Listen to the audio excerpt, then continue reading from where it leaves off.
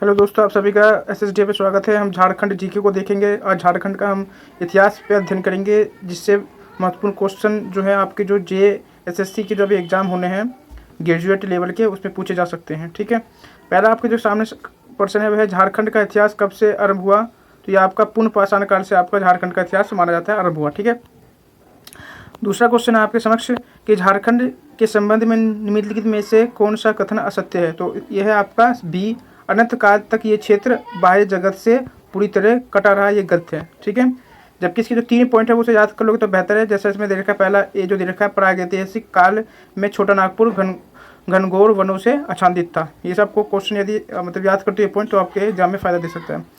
दूसरा क्या आपका, भारत में नवपाषाण काल से संबंधित 12 प्रकार के हस्त कुठार पाए गए हैं।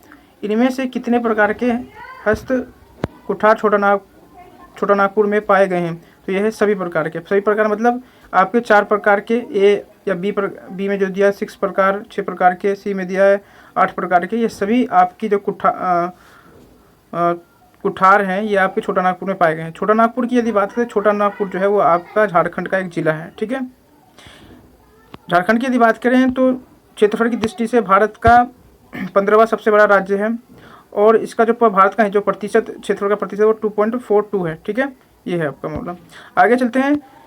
सिंधु घाटी के कांस्यकालीन संस्कृति के विकास में समकालीन झारखंड में विकास के किस तरह के प्रमाण मिलते हैं।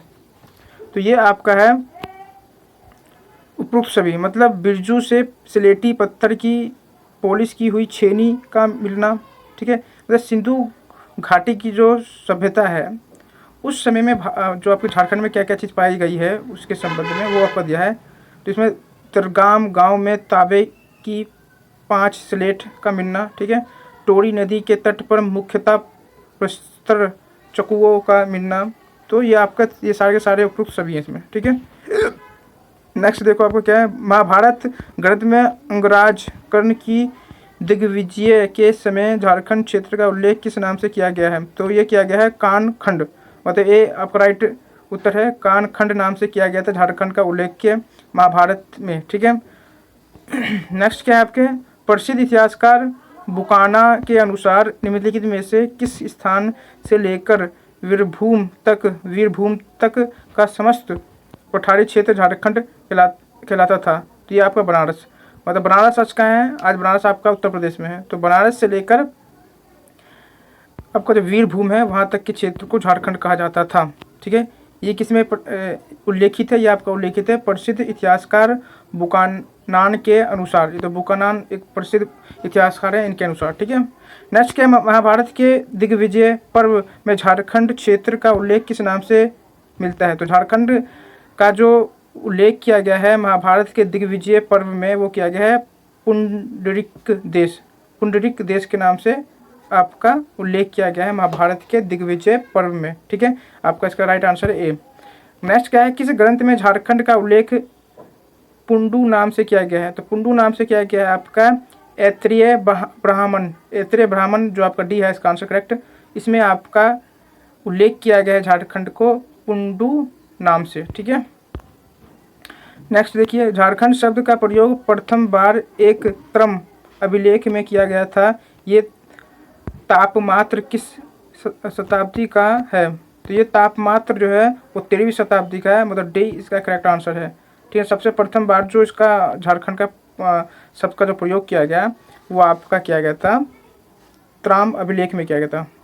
ठीक है, त्राम अभिलेख में। नेक्स्ट देखिए, मगध राज्य की सीमा झारखंड के किस नदी के उद्गम स्थल तक मानी जाती है।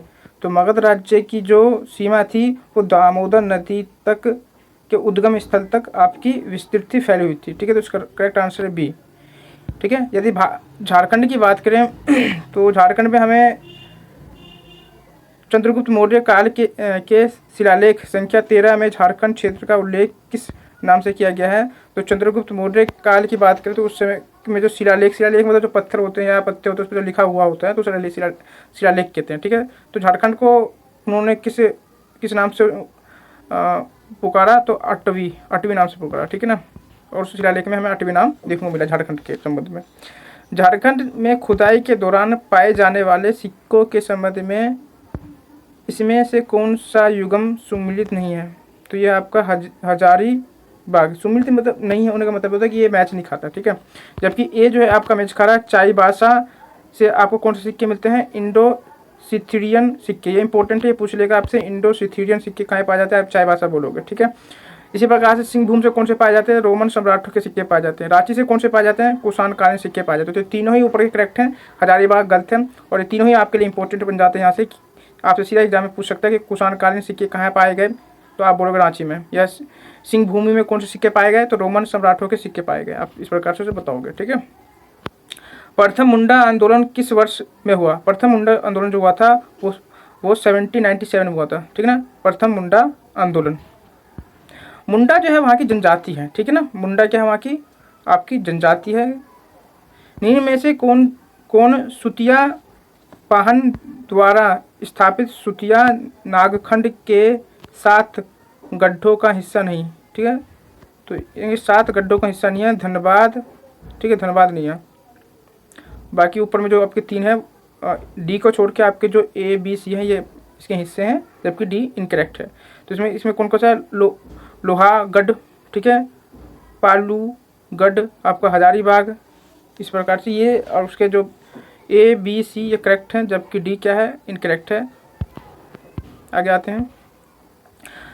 मौर्य काल से वर्धन काल तक के नवगंतुकों में से कुछ ने छोटानागपुर के विभिन्न हिस्सों में राज्यों की स्थापना की। इसमें निम्नलिखित में से कौन शामिल नहीं? तो ये आपका सी शामिल नहीं है। रायगढ़ के राजपूत, ये गलत है। जबकि जो मौर्य काल में वर्धन काल तक के नवगंतुकों से कुछ ने छोटानागपुर के विभिन्न हिस्सों में राज्यों की स्थापना की, तो वो आपके स्थापना की यदि बात करें की, तो आप पलामू डाल दो, सरगुजा डाल दो, कोटाम्बे डाल दो तथा बरवे, ये सब डाल दोगे, ठीक है। बर की ये पूछ रहा है नहीं की है, तो नहीं की है तो ये आपका क्या है? इसका आंसर सी है, रायगढ़ के राजपूत राज्य, ठीक है। झारखंड के नागवंश के संबंध में कौन सा कथन सत्य है? तो वह है ये सत्य है आपके नागवंश के संबंध में। वो क्या है आपका? नागवंश का छोटा नागपुर में विशेष प्रभाव नहीं था। अच्छा, ये पूछ रहा है कि झारखंड के नागवंश के संबंध में कौन सा कथन असत्य गलत है? तो ये है आपका उत्तर है, ठीक है। जो नागवंश का छोटा नागपुर में विशेष प्रभाव नहीं था, जबकि गलत है, जबकि उस छोटा नागपुर में भी इनका प्रभाव था नागवंश का, ठीक है। इसी प्रकार से जो बाकी 3 है आपके, खुखरा नागवंशियों की राजधानी थी, ये इंपॉर्टेंट है। देखो नागवंशों की राजधानी क्या थी? तो खुखरा थी, ठीक है। नागवंश की स्थापना 10वीं सदी में मानी जाती है, ये इंपॉर्टेंट है। पूछ लेगा आपसे कि नागवंश की स्थापना कभी? तो 10वीं शताब्दी में। नागवंश की जो राजधानी थी, नागवंशों की जो राजधानी थी वो कौन सी? तो आप बता दो, खुखरा इसकी राजधानी थी, ठीक है ना। इसी प्रकार से फैनी मुकुट राय नागवंश का पहला शासक था, यह इंपॉर्टेंट है। फैनी मुकुट राय जो थे ये आपके नागवंश के पहले शासक थे, ठीक है। नागवंश के किस शासक ने सुतियाबे से राजधानी स्थानांतरित कर चुटिया में स्थापित? ये इंपॉर्टेंट है, बहुत मस्त है, ये पिछले भी एग्जामों में पूछा जा चुका है। तो नागवंश के किस शासक ने सुतियाबे से राजधानी स्थानांतरित कर चुटिया में स्थापित की? तो ये की थी प्रताप राय ने। प्रताप राय ने सुतिया से राजधानी स्थानांतरित करके चुटिया में स्थापित की, ठीक है ना। आगे देखिए, रामगढ़ राज्य की स्थापना कब हुई थी? तो रामगढ़ राज्य की स्थापना जो हुई थी वो 1368 में हुई थी। 1368 में रामगढ़ राज्य की स्थापना होती है। आगे क्या है? रोहतासगढ़ पर शेर खान ने कब अधिकार किया था? तो रोहतासगढ़ पे जो शेर खान ने कब्जा किया था या अपना अधिकार किया था, वो क्या था? 1538 में, ठीक है।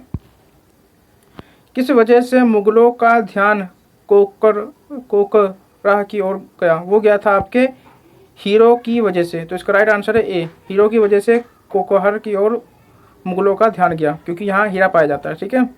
नेक्स्ट, अकबर के शासनकाल में झारखंड का प्रमुख शासक वंश कौन था? ये जो आपके सभी हैं ये सभी सही हैं, ठीक है। डी इसका करेक्ट आंसर है।